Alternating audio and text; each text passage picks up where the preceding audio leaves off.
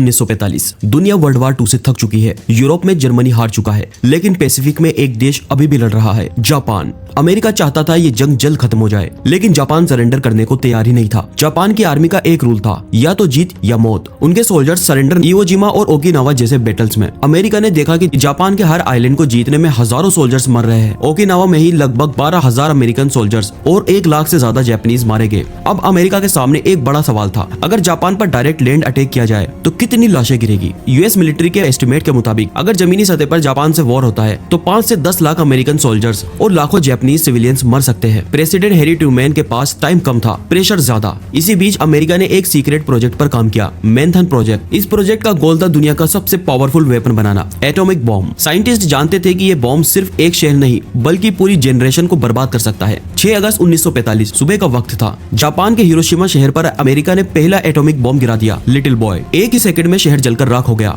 लगभग 1,40,000 लोग कुछ ही महीनों के अंदर मारे गए, ज्यादातर सिविलियंस। लेकिन यहाँ कहानी खत्म नहीं हुई। जापान फिर भी सरेंडर नहीं करता। 3 दिन बाद 9 अगस्त 1945 को नागासाकी पर दूसरा एटॉमिक बॉम्ब गिराया गया, फैटमैन। ये बॉम्ब हिरोशिमा से ज्यादा पावरफुल था। यहाँ भी 70,000 से ज्यादा लोग मारे गए। अब जापान के पास कोई और रास्ता नहीं बचा था। शहर खत्म हो रहे थे, लोग रेडिएशन से मर रहे थे और ऊपर से सोवियत यूनियन भी जापान के खिलाफ वार में आ चुका था। 15 अगस्त 1945 को जापान के एम्परर हिरोहितो ने रेडियो पर आकर पहली बार अनाउंस किया, जापान सरेंडर करता है। अमेरिका का कहना था कि एटॉमिक बॉम्ब ने वार को जल्द खत्म किया और मिलियंस की जान बचाई। लेकिन दुनिया का दूसरा सच ये था, एटॉमिक बॉम्ब ने सिविलियंस को टारगेट किया। बच्चे, औरतें, पूरी सिटीज सब खत्म हो गए। है कि दुनिया आज भी उस दिन को याद करती है ताकि फिर कभी ऐसा ना हो।